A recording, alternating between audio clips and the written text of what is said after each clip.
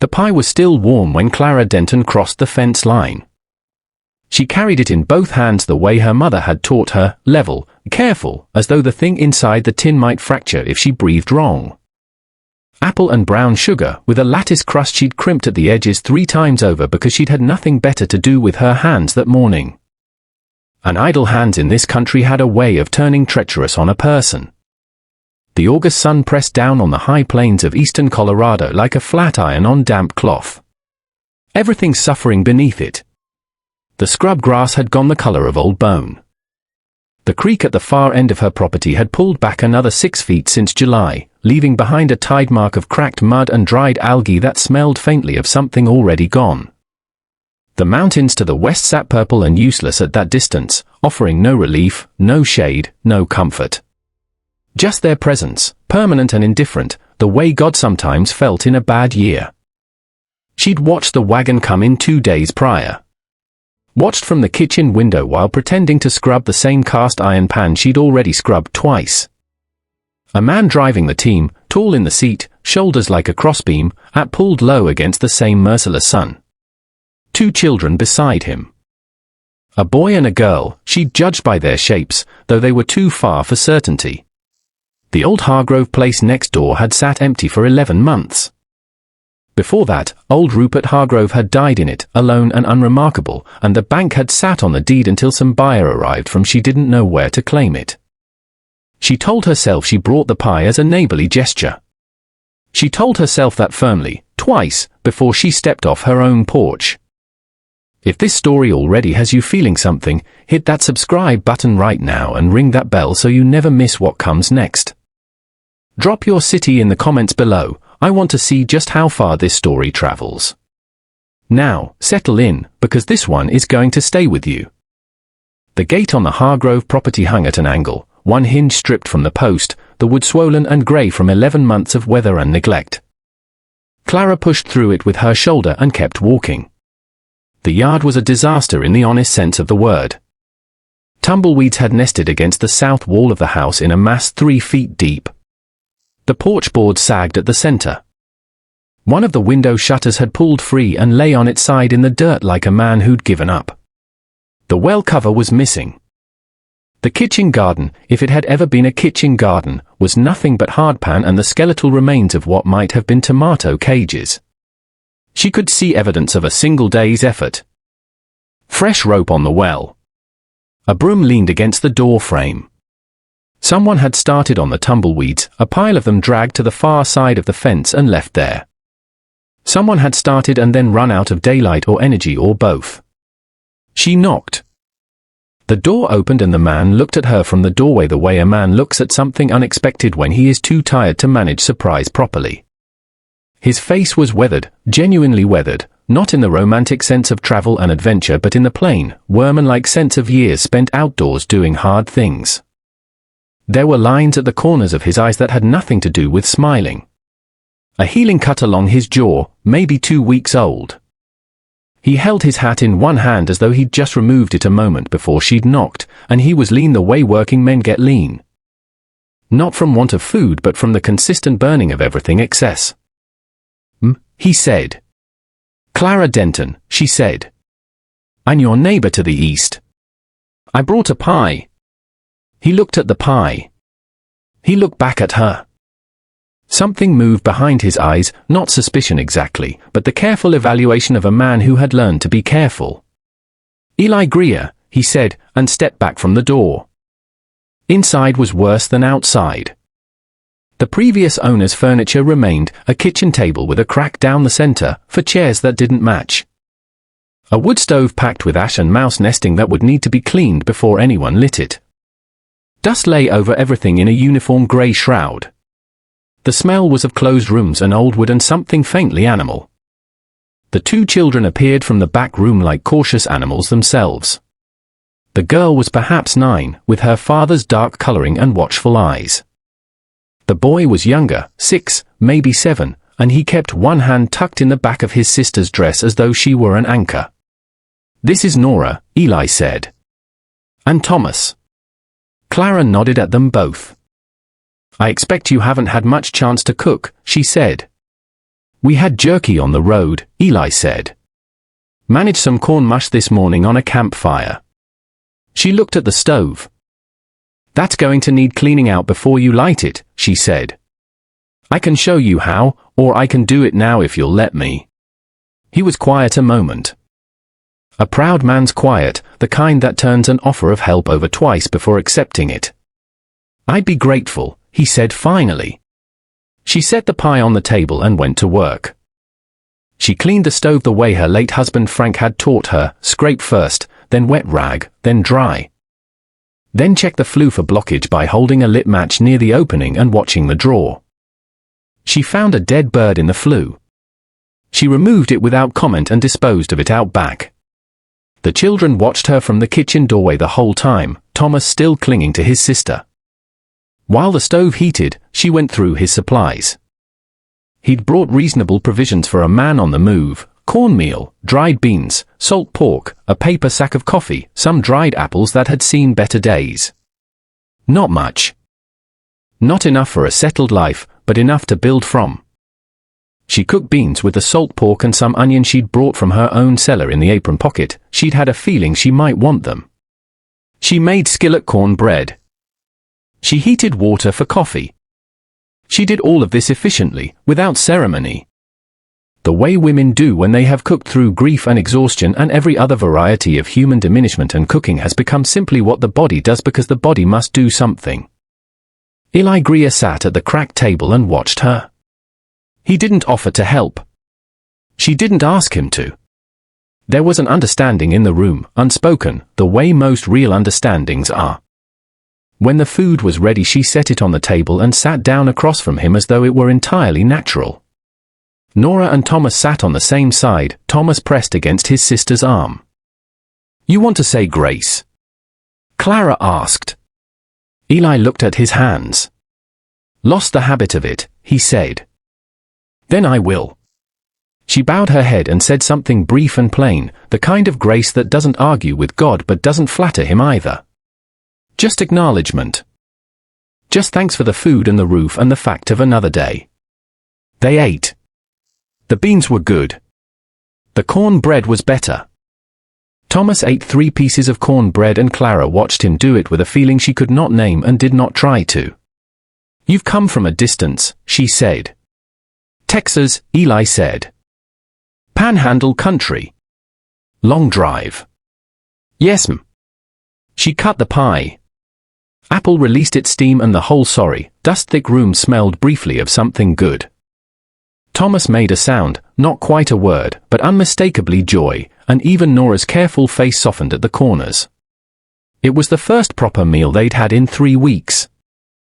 Clara could see that plainly in the way they ate it, and in the way none of them spoke much, because sometimes food in the presence of actual hunger is its own complete conversation. "You'll need to get that fence on the east side fixed before winter," she said. "I know it. And the well cover." "I know that too." She nodded. Fair enough. The man knew his own situation. She'd said what needed saying. She rose and cleared the plates the way you clear plates when the kitchen is yours, and then caught herself doing it and stopped, because it wasn't hers. And the recognition of that fact landed strangely. At the door, putting her coat on, she paused. "Mr. Greer," she said. "What's your middle name?" He looked at her oddly. It was an odd question and they both knew it. "James," he said. "Eli James Greer." "Why?" Something went cold and electric through her at the same instant. She kept her face where she put it. "No reason," she said. "Welcome to Haskell County." She walked home in the cooling evening with the empty pie tin and a feeling in her chest like a door swinging open that she had believed to be locked for good. She went home and opened the cedar box. It lived at the back of the closet shelf, behind Frank's winter shirts she hadn't yet given away, because giving them away meant something she wasn't ready for. The box held letters. 14 of them, bound with a length of kitchen twine. Written in a hand that was economical and careful, a man's hand that had been taught penmanship and then roughened by years of rope and fence work until the letters held the tension of both things. She untied the twine and read the signature on the most recent one. E.J. Greer, Deaf Smith County, Texas. Her hands were not entirely steady. She'd begun the correspondence through the Widows and Settlers Gazette, a practical little publication that matched lonely homesteaders with pen friends for mutual encouragement and the occasional something more. She had written her first letter in a spirit of pure practicality. She was 34 years old, she ran 160 acres alone. And she needed either a hired hand or a reason to keep getting up in the mornings, and the letter had felt cheaper than both. E.J. Greer had written back within 3 weeks. He'd been widowed. He had 2 children. He was thinking of moving north. He did not write flowery things, he wrote true things, which she had come to prefer. They had written back and forth for 8 months. She knew he was moving. She did not know where. She had not told him where she lived. She had been careful about that, careful in the way a woman alone must sometimes be careful, and given only the post office address in Haskell. And now here he was. Next door. Having eaten her pie. Having told her his middle initial without knowing what it meant to her. She sat with the letters in her lap for a long time while the dark settled over the land outside and the coyotes started their nightly negotiation with the dark. She would not tell him yet. She did not know why exactly, except that knowing something about a person before they know it about you is a kind of power, and power is not always a comfortable thing to carry. In the days that followed she helped where she could without making it charity. She sent Thomas home with eggs each morning because she had hens and he was a boy who needed a task, and collecting eggs and delivering them is a task with dignity. She found that Nora could braid rope better than most grown women she knew, and she said so plainly, which made the girl stand differently, straighter, less provisional.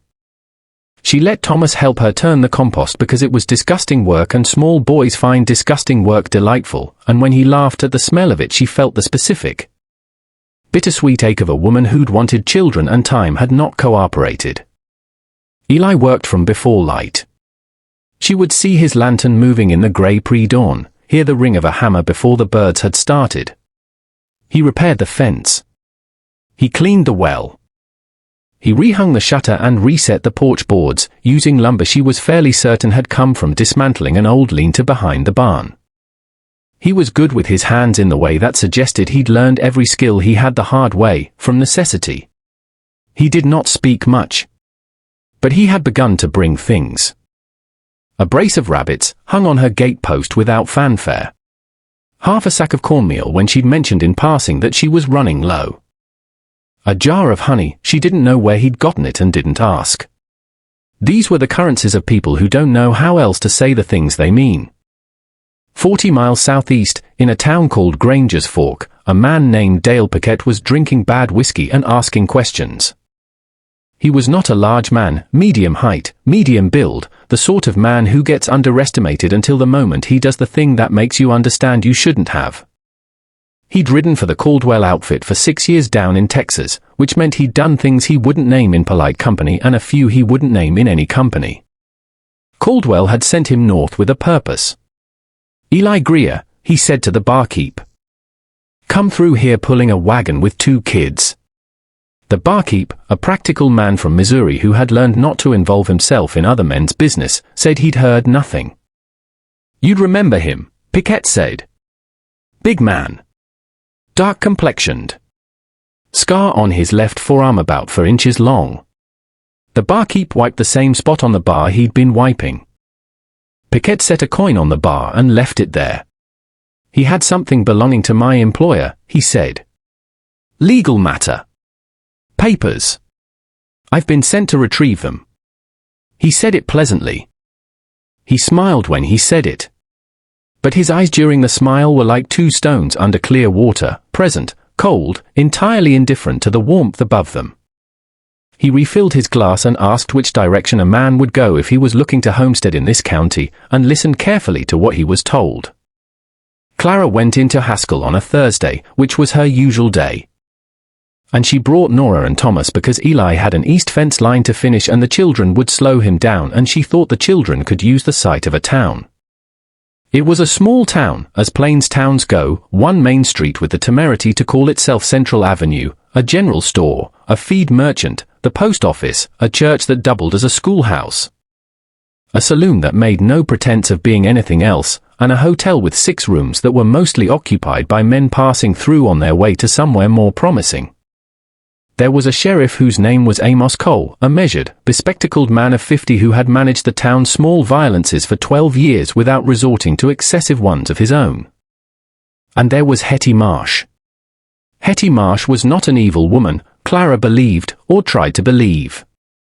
She was the wife of the hardware merchant, which gave her both financial security and social latitude, and she had used the latter the way some people use an inheritance, freely, without full consideration of what it had cost to accumulate. She knew everyone's business. She made it her mission to know it. And she had a particular interest in the business of widows, perhaps because she had never herself experienced the particular freedom and particular terror of being one. Clara was in the dry goods section of Caldwell's general store, Thomas pressed against her side studying a glass jar of lemon drops as though it contained the answer to a theological question. When Hetty appeared beside her like weather. "Clara Denton," she said. "I hear you have a new neighbor."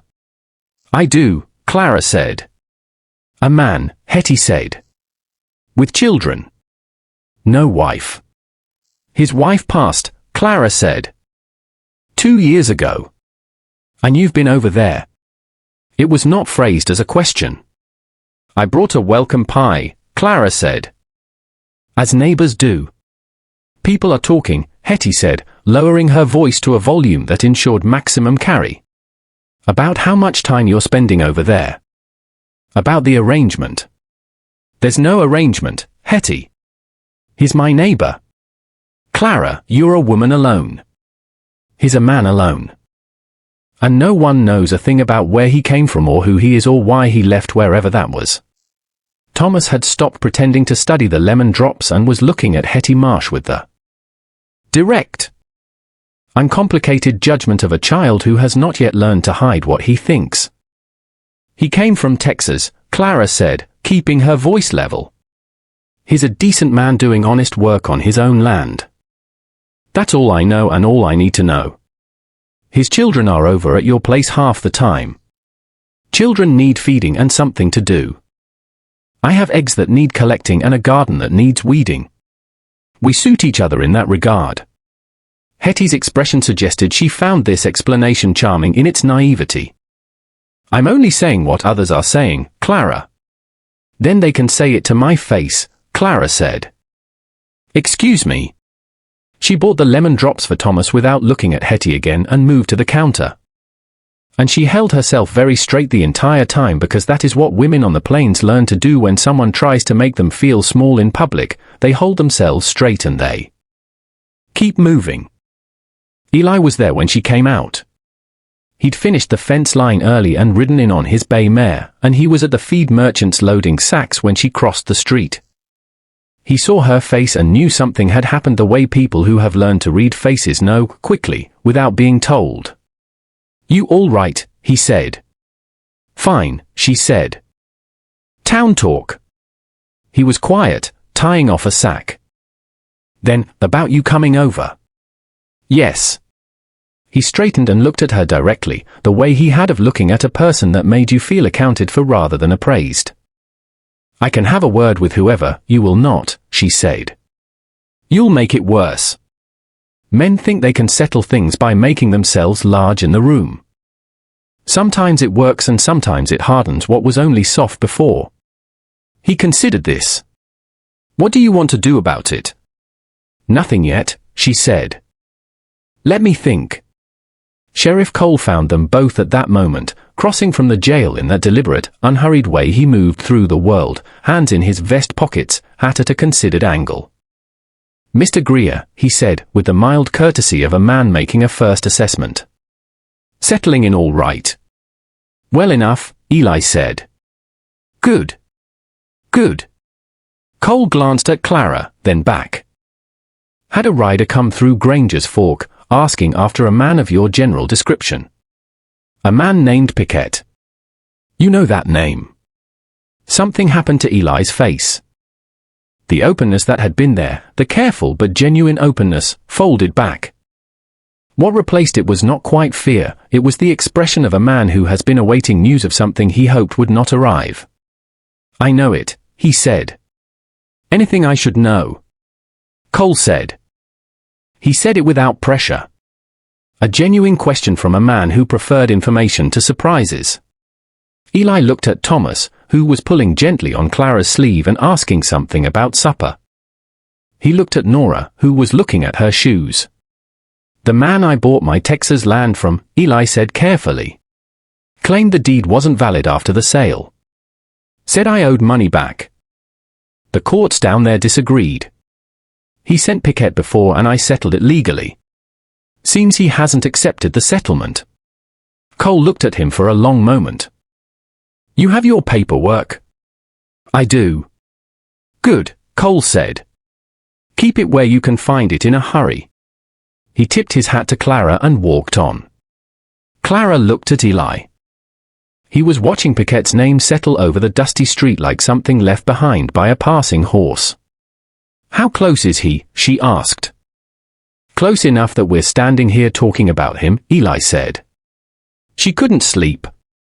She'd lain in the dark for 2 hours listening to the land's nighttime language, the wind working through the eaves, the distant periodic bark of a dog somewhere toward town. The creak and settle of a house that had been through 20 Colorado winters and had opinions about each one. She'd read and reread the same page of the same novel 4 times without absorbing a word. At 11 she rose, put on her robe, and lit the low lamp in the kitchen. She sat at the table and looked at nothing. She was thinking about the letters. She was thinking about Eli Greer's face when Cole had said Piquette's name. She was thinking about Thomas's sound of joy when he'd smelled the apple pie, and how a sound like that from a child becomes a thing you feel responsible for without ever deciding to. The dog stopped barking. She noticed it because silence after sound is louder than silence that was always there. A sudden, cut-off silence, the kind that means something made the dog decide to stop. She was at the window in 4 steps, lamp held low so it wouldn't backlight her. There was a figure in the yard. On her yard, not Eli's. He was moving along the fence line that divided her property from the road, moving slowly, not with the purpose of a man going somewhere but with the deliberate, examining pace of a man taking inventory. Medium height. A dark coat. He stopped at the gate and looked at the house. Then he looked at the Hargrove property next door. Clara went to the bedroom. Frank's Winchester was on the rack above the door. She'd cleaned it in June as she cleaned it every June, and it was loaded as it was always loaded, because a woman alone on 160 acres of high plains does not keep an unloaded rifle. She took it down, worked the lever just enough to confirm the chamber, and went back to the kitchen. She opened the back door silently and moved along the east wall of the house to the corner, staying in the shadow of the eave where the moonlight didn't reach. The man had come through the gate. He was standing in her yard now, 12 feet from her kitchen window, and he was looking at the Hargrove place with a stillness that was not the stillness of a man admiring the countryside. It was the stillness of a man calculating distances. "Help you with something?" Clara said. She said it the way her father had taught her to say such things, low, even, with the Winchester position so that the barrel caught a glint of moonlight that a man would have to be a fool to miss. The man turned slowly. He raised his hands to shoulder height with a theatrical ease that suggested he'd done it before. He said. "Didn't mean to alarm you. I'm just passing through, looking for a friend. At midnight. I ride at night when it's hot," he said. "Cooler." "It's not hot," she said. "It's August, but this is Colorado and it's near midnight and it's 50 degrees. He smiled. She could see the smile from where she stood. "Friendly people in this county," he said. "Friendly enough," she said. "I'll ask you to leave my property, and I'll ask you only once." "Your neighbor over there," he said, ignoring this entirely. "That a man named Greer?" "Eli Greer. I don't discuss my neighbors with strangers standing in my yard at midnight." "Name's Piquette," he said. Dale Pickett. I have legitimate business with that man. Legal business. His employer back in Texas, his former employer has no standing in Colorado, said a voice from the darkness beyond the fence. Pickett turned. Eli Greer was at the fence line, visible now because he'd moved into the moonlight with deliberate intention. He was dressed and armed, the rifle at his side, not raised, which was a statement of its own kind. A man raises a rifle when he's afraid or when he wants to frighten. A man keeps it down when he's decided. Eli, Pickett said warmly, as though greeting an old friend. Dale, Eli said. You're on a neighbor's property without invitation. We need to talk. There's nothing to talk about. The court ruled. The deed is mine. The papers are filed in 2 counties and photographed in a 3rd. Caldwell can send 100 Picketts and the answer will be the same. Caldwell isn't after the deed anymore, Pickett said. And something in his tone shifted, something that had been performing affability dropped it. He wants what you took when you left. The silence that followed was different from the silence before. It had weight and specificity. I took my children, Eli said. My wife's letters. My tools. Everything else I left. The strongbox, Pickett said quietly. I don't know anything about a strongbox. Caldwell says different. Caldwell is wrong, and Caldwell's wrong in a way that can be demonstrated. And if Caldwell sends you onto my land or my neighbor's land again, we'll be demonstrating it to Sheriff Cole in the morning. Eli's voice was entirely flat. You can sleep in town tonight. I'd advise you to keep sleeping there. Pickett looked between the two of them, the woman with the Winchester along the house wall. The man at the fence line, and he made the only calculation available to a man in that position. We'll see, he said. It was a small man's exit line, used to salvage a small man's pride. He walked back through the gate and down the road without hurrying, which was also performance, and then the dark took him and the dog somewhere toward town started up again. Clara stood at the corner of the house and waited until she was certain he was gone. The cold had settled properly now, that clean high plains cold that comes down off the mountains after midnight, and she could see her breath. Eli Greer climbed over the fence and walked across her yard and stopped 6 feet from her. In the moonlight his face was all plains and shadows, the healing cut along his jaw a dark line. I'm sorry, he said. For bringing that to your door. You didn't bring it, she said. He came. It's the same thing. No, she said. It's not. He looked at her for a long moment. The way he'd looked at her in Cole's office. Accounting for her. You should go in, he said. You're cold. I'm fine. She lowered the Winchester. Is there a strongbox, Eli? He was quiet. There's nothing I owe Caldwell, he said finally. There's nothing in my possession that belongs to him legally or otherwise. I left Texas with what was mine. That's not what I asked. He looked at the ground. When my wife died, he said, she had a box. Her mother's things, her grandmother's ring, some cash money she'd saved without telling me because she was smarter than I gave her credit for.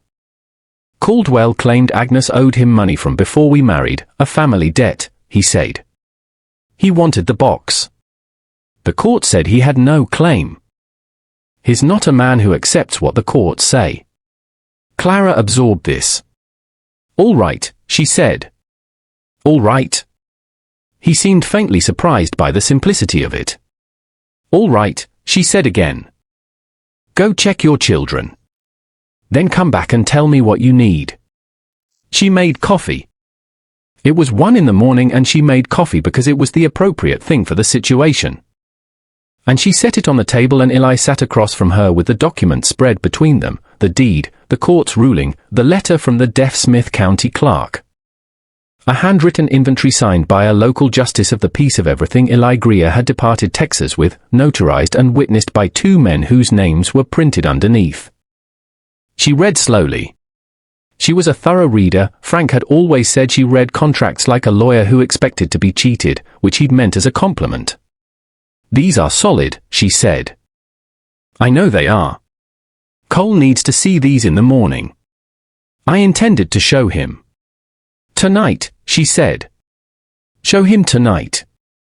Piquette may not stay in town. He may circle back. Clara, I know you think I think you're right, he said. Quietly. I think you've been right about most things since you showed up with that pie. A silence opened between them. Not an uncomfortable one. The kind that happens between people when something true has been said and both parties need a moment to let it settle into its proper place. She put her hands around her coffee cup. I need to tell you something, she said. He waited. He was good at waiting. I have a post office box in Haskell, she said. I've been corresponding with a man. For 8 months. Through the Widow's Gazette. She watched his face. Watched the first puzzlement, and then the calculation behind it, and then the specific stillness of a man on the edge of understanding. EJ, she said. He set his coffee down very slowly. Clara, he said. I wasn't certain until you told me your name, she said. I thought I might be making a fool of myself. I thought it might be coincidence. There are very few coincidences on this scale, he said. No, she agreed. There aren't. He picked up the coffee cup again and looked at it instead of her, because sometimes you need something to look at when you're absorbing information that changes the shape of things. You didn't say where you lived, he said. In your letters. I was careful. So was I, he said. I didn't, he stopped. Tried again. I was going to tell you I was moving. In the next letter. You didn't send a next letter. No, he said. I was ashamed of where I was. Of how suddenly I had to go. I thought you deserved better than a man running from a land dispute and a grudge. She looked at him for a long time. You wrote in March, she said, that your wife used to put the heel of the bread on top of the loaf when she put it away. So that the rest of it stayed soft. His jaw tightened. I remember writing that. I do that, she said. My mother taught me. I thought it was something only my mother knew. He said nothing. But he looked at her then, directly, the way he'd looked at her the first time on his doorstep, but entirely different. What do we do? He said. About Piquette first, she said. We go to Cole tonight. Both of us. We show him the papers and we tell him Piquette trespassed. We file a formal complaint so there's a record. And after Piquette. She was quiet for a moment. I have a proposal, she said. A practical one. You can take it as practical if that's easier. All right. My deed and your deed share a fence line, she said. A combined 260 acres is a different kind of holding than either of us has separately.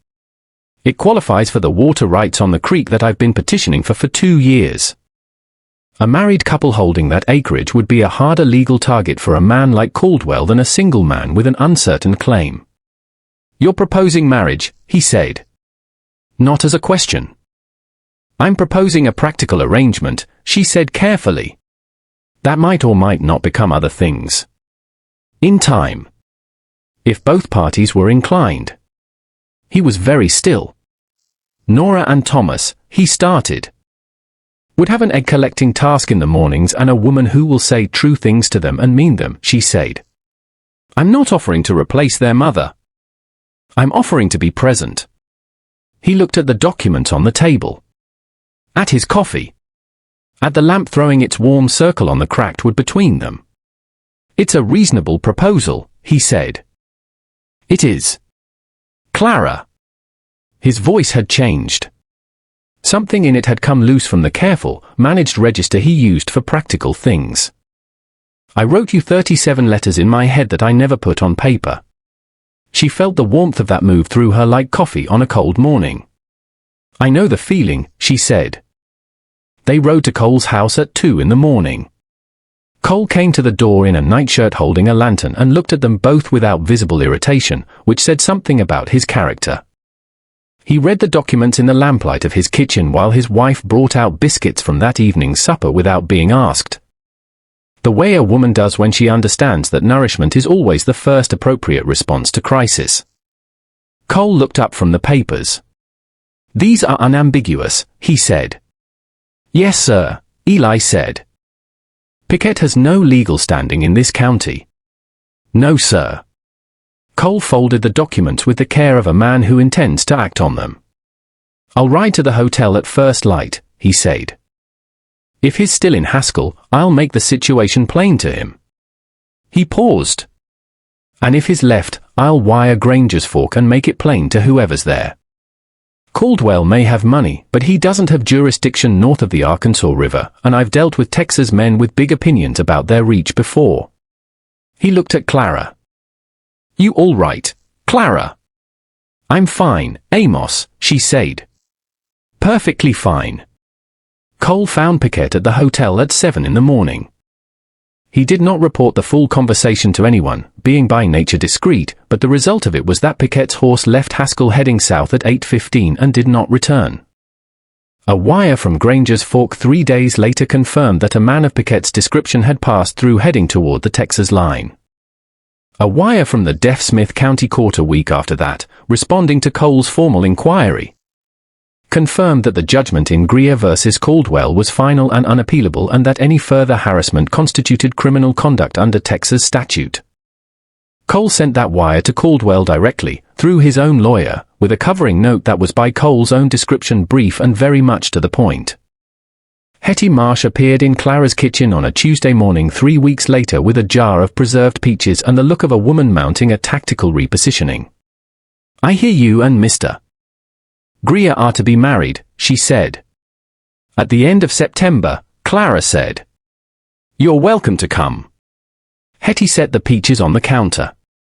"He seems a decent man," she said carefully. "He is," Clara said. "And the children are settling in well, it appears." "They are. Nora has a gift for braiding rope that I've rarely seen. Thomas found a family of toads in the compost and has named them all." Hetty looked at the room, the kitchen, the clean stove, the herbs drying from the ceiling. The 3 chairs at the table that were occupied now most mornings by people other than Clara alone. She looked at something in that ordinary domestic panorama and her expression shifted into something more honest than her usual one. "It's good," she said finally, "that you're not alone. I always thought," she stopped. "What?" Clara said. "I always thought it was too big a piece of land for one person," Hetty said. "That's all." She left without saying anything else, and Clara stood at the counter and let herself feel the particular satisfaction of a woman who has outlasted a certain kind of small, persistent unkindness without becoming unkind herself. The wedding was on a Saturday at the end of September, in the church that doubled as a schoolhouse, with Sheriff Cole standing up for Eli and Cole's wife standing up for Clara. And Thomas in a clean shirt that was slightly too large for him because he was a boy in the process of becoming something larger.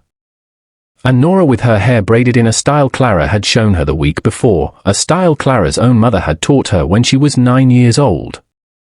Which felt to Clara like a kind of continuity that the world doesn't always offer and should be accepted with both hands when it does. The combined deed was filed in Haskell County the following Monday morning. 260 acres, held jointly, with water rights on the creek now formally established after 2 years of petitioning. The lawyer who filed it, a practical man from Kansas who took pride in clean paperwork, remarked that it was one of the more solid holdings he'd processed in 10 years in the county and congratulated them both. Clara wrote a final letter that night. She addressed it to the Widows and Settlers Gazette. It said only this: "The man I was writing to arrived. He brought his children. I brought a pie. We are both, I think, exactly where we were meant to be. CDG, Haskell County, Colorado." There is a particular kind of human courage that does not announce itself. It is not the courage of the battlefield or the gunfight, though those have their own demands. It is the quieter, more persistent courage of showing up, of carrying a pie across a fence line when loneliness has been your whole landscape. of opening a door when you are bone-tired and have reasons not to trust, of building a table where there was only an empty room and then learning, slowly and with patience, to fill the chairs around it. The High Plains are not a gentle country. They do not forgive carelessness or sentimentality or the luxury of waiting for things to get easier. They ask everything from a person and give back exactly as much as a person is willing to work for. Not more. Not less. Just that plain, honest exchange. Clara Greer understood this. She had learned it from Frank, and from the years after Frank. And from the particular education of living alone on 160 acres of land that doesn't care whether you get up in the morning. And Eli Greer understood it too, in his own way, that the places in a person that get broken open by loss are not wounds to be sealed over, but openings. The place where the light comes in, if you will allow it. The creek that year ran fuller than it had in a decade. Thomas named the toads. Nora learned to read the stars. And the pie tin returned and returned and returned across that fence line, became in time a kind of language, one that needed no postage, no gazette, no careful handwriting at a lonely table. Just the warmth of it. Held between both hands. Carried, with great care, home.